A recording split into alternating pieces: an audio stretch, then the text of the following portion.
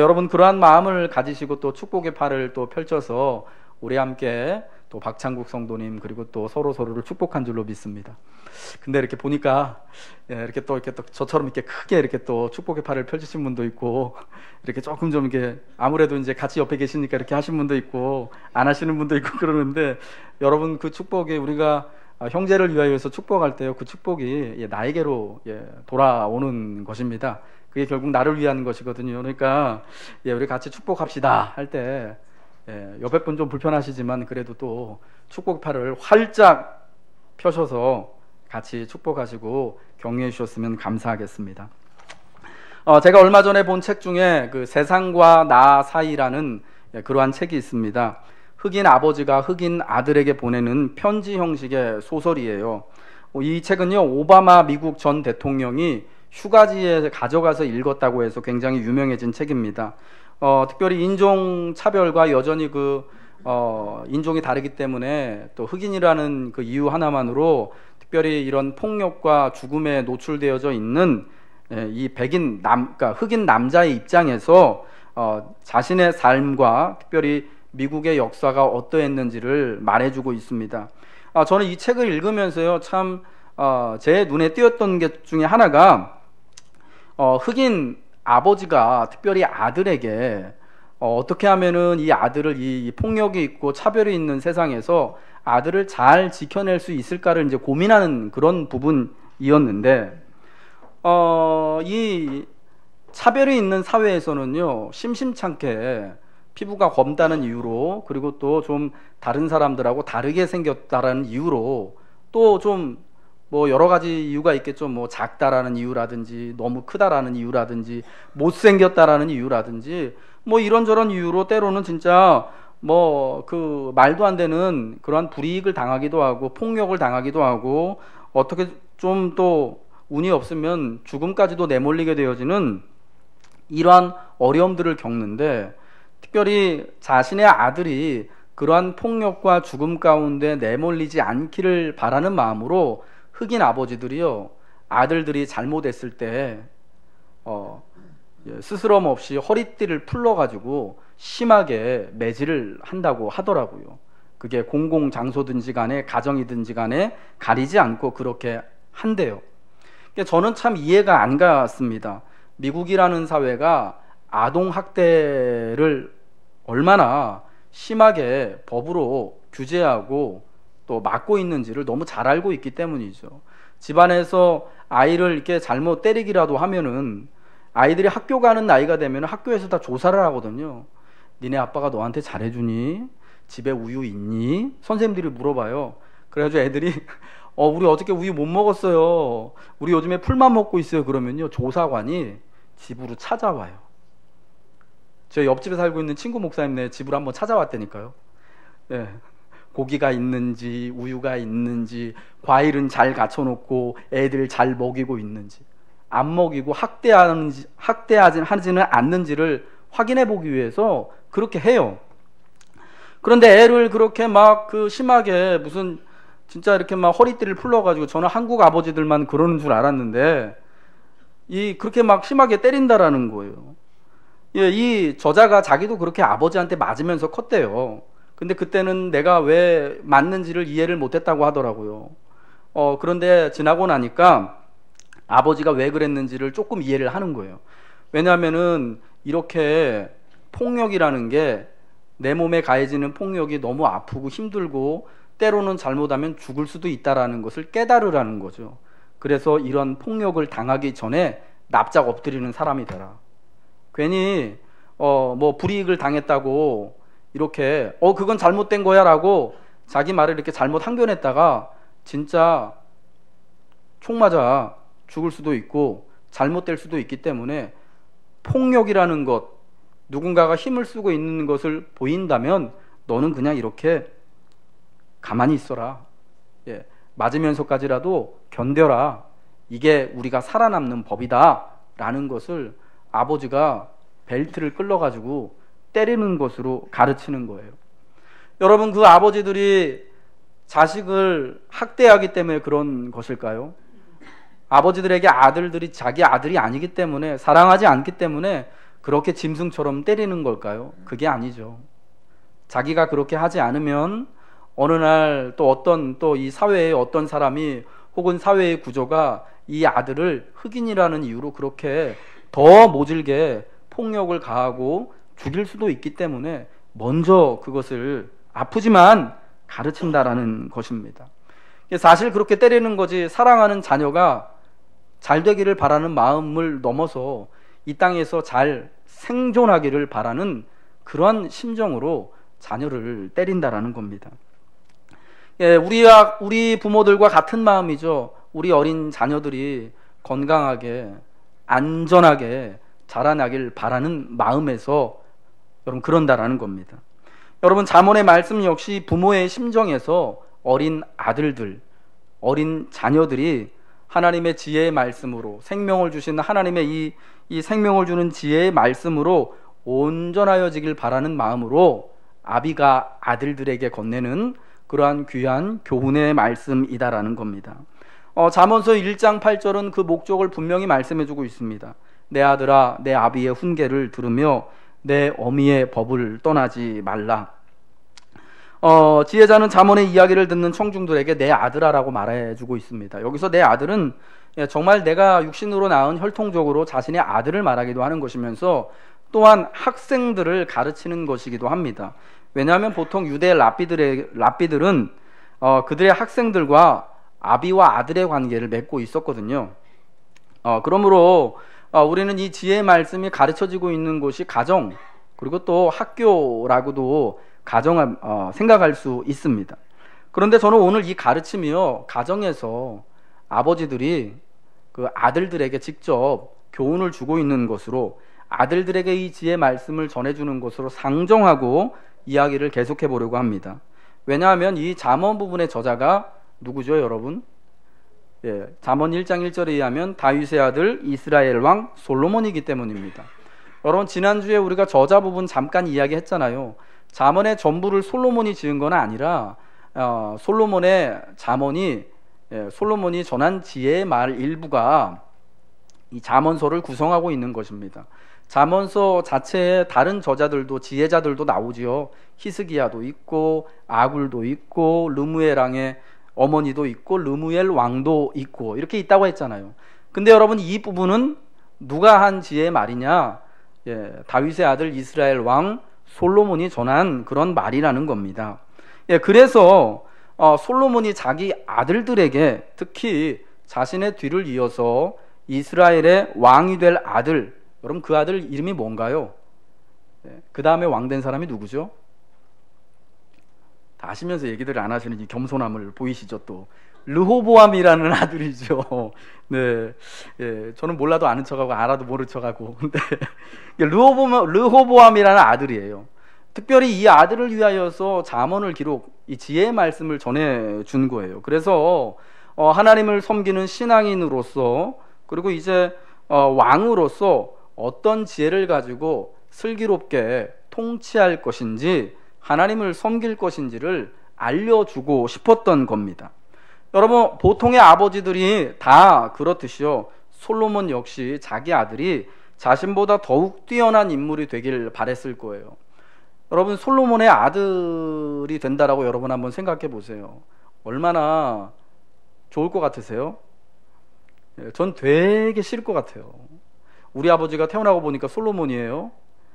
뭐 세상에서 제일 유능한 사람, 똑똑한 사람이고 이스라엘의 왕이고 온갖 이 권세와 존경과 이 모든 것들을 다 받고 있는 완벽한 그런 사람 아니겠습니까? 얼마 정도는 좋을 것 같은데 철들고 나서부터는 굉장히 안 좋을 것 같아요. 왜냐하면 적어도 다른 사람들이 나에게 아버지만큼을 바랄 거 아니에요.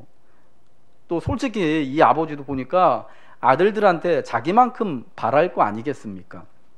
그러니까 그의 아들들로 자란다라는 게 사실은 그렇게 행복하지만은 않을 것 같다라는 생각이 저는 이제 들더라고요. 아무튼 아버지로서 솔로몬은요, 자기 아들들, 특별히 자기의 뒤를 이어서 왕이 될 이 르호보암이라는 아들이 참 자신보다 뛰어난 사람이 되기를 원했던 거예요. 이건 참 어떻게 보면은 말이 안 되는 불가능에 가까운 일인데 자신보다 더 지혜롭고 자신보다 더 유능하고 자신보다 더 권위 있는 그런 왕이 되라는 얘기니까 여러분 듣는 사람 입장에서는 사실은 굉장히 부담스럽지만 그래도 아비의 입장에서는 여러분 그럴 수밖에 없다라는 것을 여러분 너무나 잘 알고 계실 거라고 생각이 듭니다. 세상에 어떤 아들이 자신보다 더 지혜롭고 높아지는 것을 시기하고 반대하는 아버지들은 별로 없을 거예요. 이 솔로몬이요, 이런 마음을 품고 있었던 것을 우리가 좀 이해를 해야 됩니다. 이 솔로몬이 자신의 아버지 다윗의 뒤를 이어서 이스라엘의 왕이 되는 일에는요, 사실은 극복해야 될 크고 작은 난관들과 어려움들이 많이 있었습니다. 솔로몬은요, 다윗의 아들들 중에 하나였습니다. 여러분, 다윗이 아들이 몇 명 있었는지 아십니까? 네? 예, 우리 성경을 근거로 이제 말씀드리자면 사무엘하 이제 5장 14절부터 16절에 보면 이제 다윗이 예루살렘에 올라가서 이스라엘 전체 왕이 됐을 때 아들들을 낳는데 그때 몇 명 낳냐? 11명을 낳아요. 11명. 그런데 이미 그 앞에 헤브론에서 7년 동안 유다와 베냐민 지파를 다스릴 때 아들을 6명 낳거든요. 그러니까 11명하고 6명 몇 명입니까? 총 아들만 17명, 성경에 나온 아들만 17명인데 솔로몬은 몇 번째 아들이냐?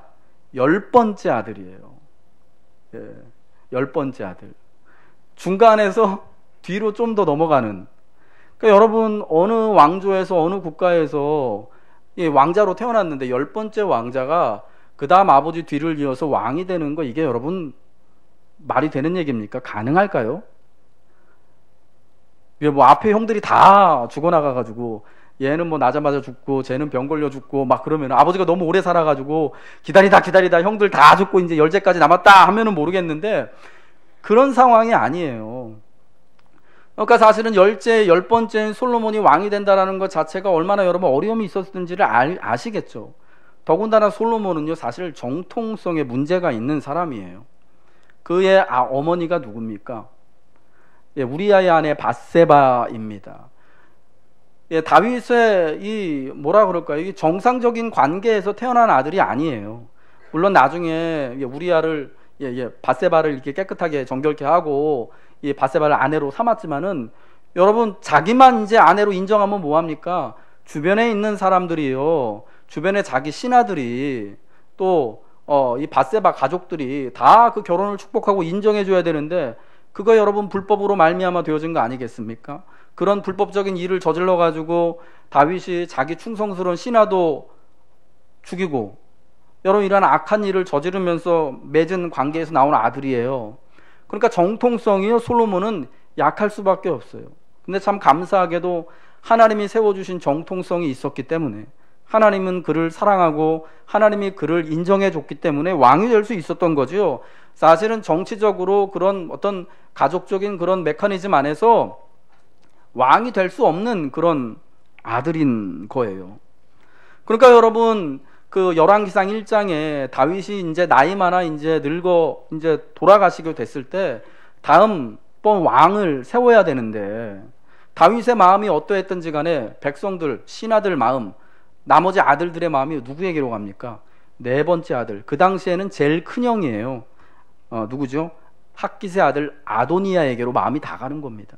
그래서 다윗의 군대 장관이었던 요압도 아도니아 편을 들고 제사장이었던 아히멜렉도 이 아도니아 편을 들고 이 사람들하고 다윗의 나머지 아들들이 모여가지고 이 아도니아를 위해서 진짜 이 잔치를 베풀고 아도니아 왕 만세를 막 부르고 있는 여러분 그런 상황 아니겠습니까?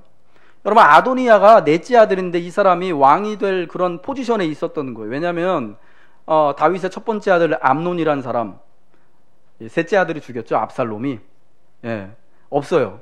그 다음에 아들이 누구냐? 길르압이라는 아들입니다. 이 사람은 누구냐면 아비가일이 낳은 아들이에요. 아비가일이 아들 하나 낳아요. 그 아비가일이. 그런데 얘는 별로 그렇게 뛰어난 사람이 아니었던 것 같아요. 죽었다는 얘기도 없고 그 다음에 얘기가 전혀 없어요. 그러니까 아마 그냥 평범했던 그런, 어쩌면은 몸이 많이 불편했던 연약했던 아들이었는지도 몰라요. 그 다음에 셋째가 여러분 너무 잘 아시는 압살롬. 여러분 이 사람은 어떻게 된지 아시죠?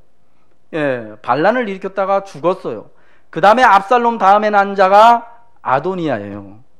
그래서 성경에 아도니아는 압살롬 다음에 난 자로 준수해서 아버지가 이렇게 뭐라고 싫은 말 한 적이 별로 없었다라고 이야기하고 있잖아요. 아도니아 입장에서는 당연히 자기가 왕이 될 것으로, 누가 보더라도요, 백성이나 신하 누가 보더라도 이제는 다윗 다음에는 아도니아구나 라는 게 너무나 분명한 그런 상황에서 솔로몬이 기적적으로 아버지가 죽기 전에 왕을 세워가지고, 다윗이 이거 교통정리 안 하고 죽었으면 분명히 아도니아가 왕 됐을 거예요. 그런데 아무튼 그래서 솔로몬이 왕으로 이렇게 기름을 받고 세워지게 됐다라는 겁니다. 그러니까 여러분, 그러니까 솔로몬이 사실은 정통성이 없고 왕위를 계승할 만한 그런 이제 순서도 아니었던 왕자인데 왕이 됐으니까, 왕이 되자마자 해야 하는 일이 뭐겠습니까? 제일 급박한 거. 예, 뭐 성전 짓고 뭐 이런 거요? 가서 아버지처럼 전쟁하는 거요? 아니죠. 왕권 강화하는 일을 해야 돼요. 자기 왕권에 도전하는 사람들 다 이렇게 처단하고, 그리고 모든 사람들이 자기를 다윗의 아들로서 이제 이스라엘의 왕으로 인정할 수 있도록 하는 기틀을 만들어야 돼요. 그래서 이 지혜로운 솔로몬이요, 처음에 그런 일을 한 거잖아요. 요압, 아버지 때 충성스러운 신하였지만 계속해서 다윗에게 골칫거리였던 그 사람을 처단하고, 계속 남아있으면은 자기하고 왕권을 놓고 다투고 경쟁하고 분쟁의 씨앗이 될 만한 그 형님, 넷째 형 아도니아 딱 처단하고, 그 다음에 왕권의 기틀을 만들어 놓은 것입니다. 예, 그뿐만이 아니죠. 그 아버지 다윗 때 아버지가 압살롬 사건으로 예루살렘 떠날 때 아버지를 저주했던 베냐민 지파에 속한 시므이, 그 사람도 지혜롭게 처단하고, 예, 왕권을 강화하는 일을 솔로몬이 통치 초기에 했습니다. 근데 여러분, 솔로몬도 사람이잖아요. 자기 형을 이렇게 벌하고, 또 자기 아버지 때 다윗과 어쩌면 쌍벽을 이스라엘 내에서 이루고 있었던 그 장군을 치고, 이런 일을 하면서 얼마나 심정적으로 힘들고 어려웠겠습니까? 예, 정치를 하려면 사람이 조금 냉정해지고 강단이 있어야 되는 거는 분명한 것 같아요. 그러니까 너무 어려운 그런 통치의 초기를 솔로몬이요 겪은 거예요. 물론 여러분, 그가 지혜로운 사람이어서 하나님이 함께 하셔서 그 일을 좀 수월하게 지나갈 수 있었을지는 모르겠지만 참 어려운 그런 순간이었던 거죠. 그래서 솔로몬이 어떤 마음이 들까요? 내 아들에게 왕위 자리를 물려줄 때는 그런 어려움이 있어서는 안 되지 않겠습니까? 아들들이 왕위를 놓고 서로 다투면 안 되잖아요.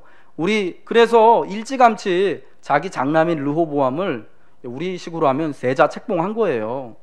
그리고 어린 나이 때부터 이 왕으로서 어떻게 행동해야 되는지 제왕 수업을 자기가 지혜의 말을 직접 써가지고 가르치는 거예요.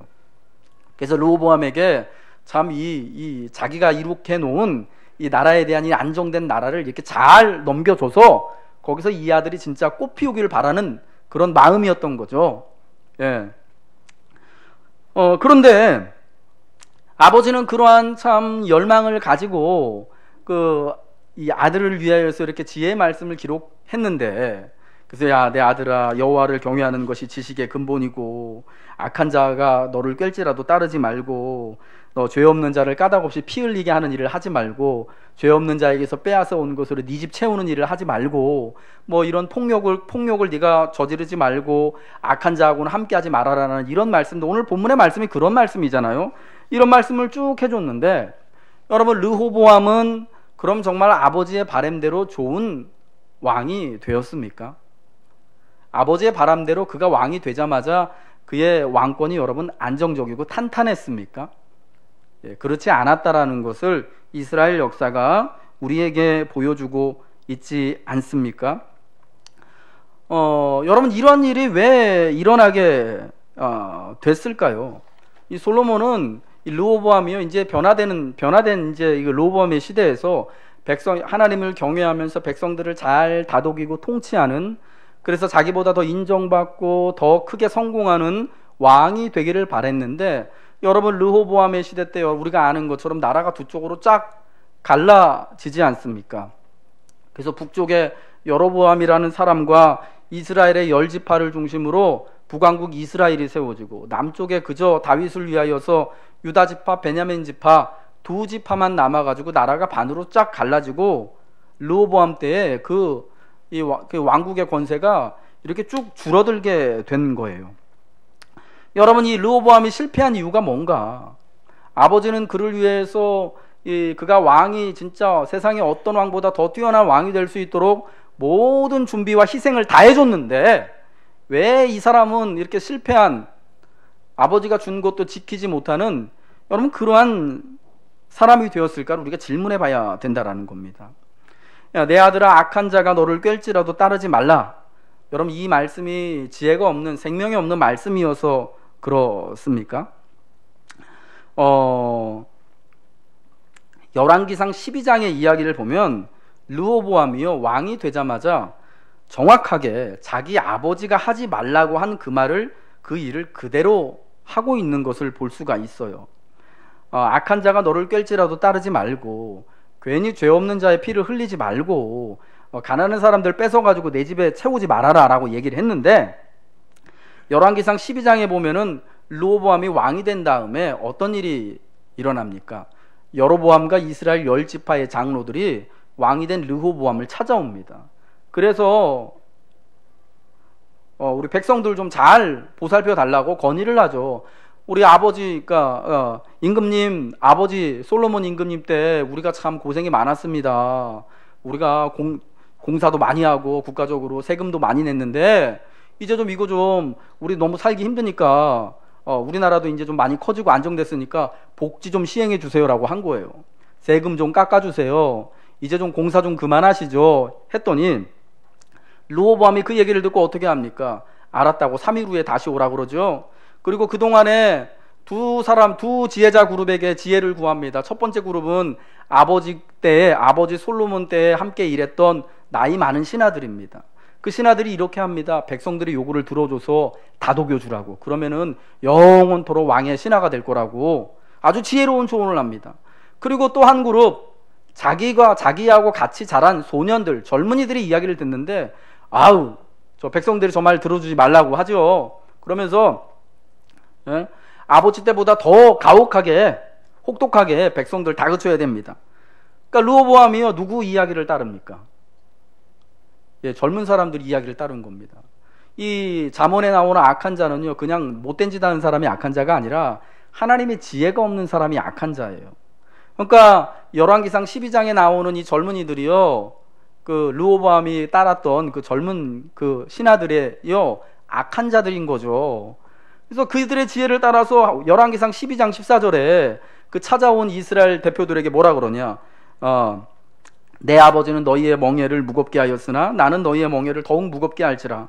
내 아버지는 채찍으로 너희를 징계하였으나 나는 전갈 채찍으로 너희를 징치하리라 합니다. 야, 내가 우리 아버지보다 더 잘났어. 내가 우리 아버지보다 더 위대한 임금이 될 거니까 니네 세금 더 많이 내야 돼. 까불고 있어. 이런 거예요. 어딜 감히 왕한테 와가지고. 그러니까 여러분, 백성들의 반응이 기가 막힙니다. 그 자리에서의 바로, 야, 우리가 다윗의 아들하고 우리하고 뭐가 관계가 있냐, 다 헤어지자, 자, 자기 집으로 돌아가자 해가지고 10지파가요, 유다지파하고 베냐민지파 나머지 이스라엘 10지파가 자기들끼리 나라를, 여로보암을 중심으로 세워버리지 않습니까? 이게 하나님으로부터 난 그러한 일이었던 것이 분명하죠. 아버지 솔로몬은 분명히요, 악한 자의 가르침을 따르지 말라, 그들과 함께하지 말라라고 가르쳤어요. 그렇게 참 하라고 했는데 왜 르호보암은 이 지혜로운 아버지 가르침을 따르지 않았을까?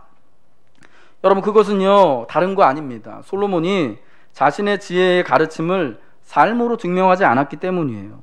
악한 자와 함께하지 말아라, 빼앗은 것으로 집을 채우지 말아라, 이런 가르침들이요, 르호보암에게는 그저 책 속에만 있는 얘기예요. 그거 교과서에만 있는 얘기지 현실은 달라 라고 이렇게 말했던 겁니다. 여러분, 정말 그것이 아들을 살리는 지혜의 말씀임을 솔로몬이 믿었다면은 정말 그 말씀 때문에 내 아들이 나보다 더 훌륭한 왕이 될 것을 바라고 있었다면 솔로몬이 먼저 그런 삶을 살아야 하는 거죠. 여러분, 참 중요한 게요, 가르침보다 더 중요한 게 본보기예요. 우리 한번 따라해 보겠습니다. 가르침보다 더 중요한 것이 본복이다. 예, 예, 좋은 가르침 백날 하면 뭐합니까? 예, 아버지가 그대로 살지 않으면, 그거 가르쳐주는 선생님이 그대로 하지 않으면 학생들이요, 배우지 않는 거예요. 아, 저거 좋기는 좋은데 우리 아빠가 저렇게 안 사는 거 보니까, 우리 선생님이 저렇게 안 하는 거 보니까 나도 저렇게 안 해도 되나 보다라는 거죠. 여러분, 솔로몬 시대의 특징이 뭔지 아십니까? 그 통치 시기 내내 국가적으로 여기저기 토목공사가 한창이었다라는 거예요. 예. 여러분, 솔로몬 시대에 있었던 대표적인 공사들 뭐 있었습니까? 예루살렘 성전 공사했죠. 그것만 한 게 아니라 솔로몬이 자기를 위하여서 궁전을 지었습니다. 이게 공사가요, 엄청 오래 했어요.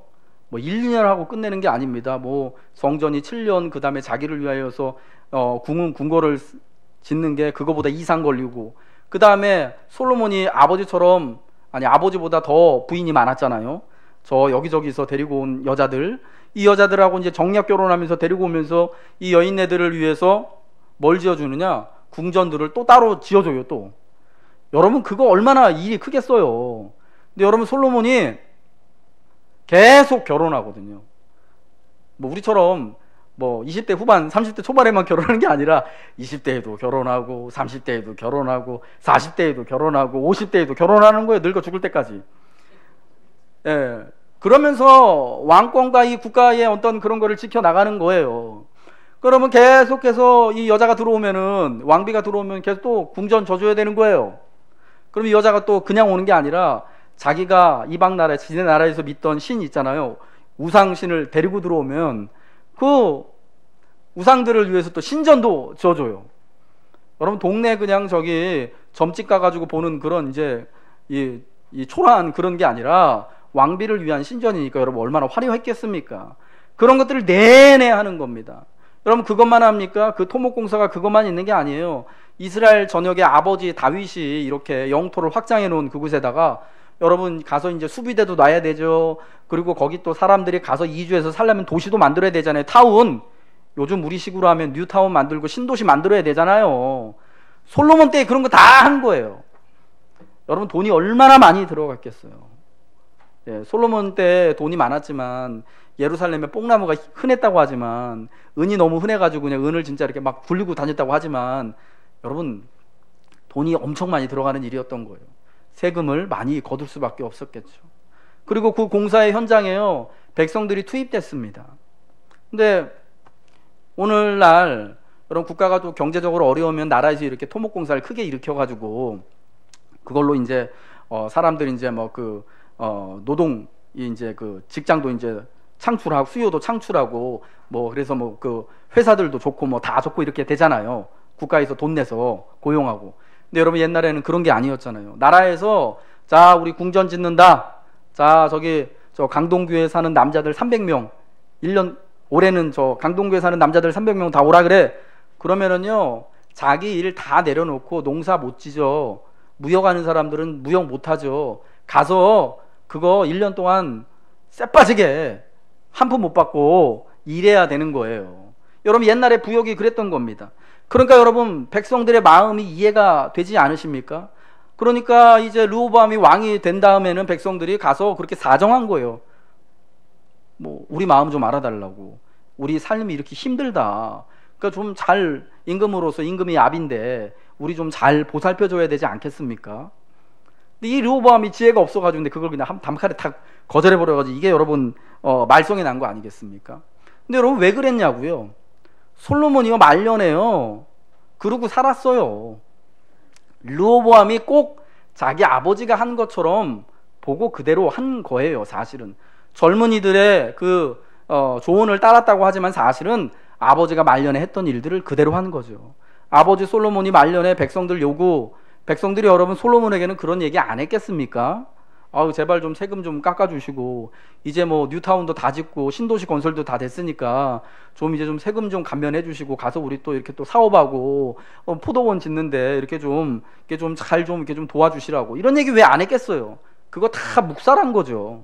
잘 안 들어준 거예요. 아버지가 안 들어주고도 백성들 가만히 있거든요. 그리고 보니까 여전히 뭐 솔로몬의 말년에 여기저기 크고 작은 어려움들이 있었지만 아버지는 건재했던 거예요. 르호보암이 볼 때.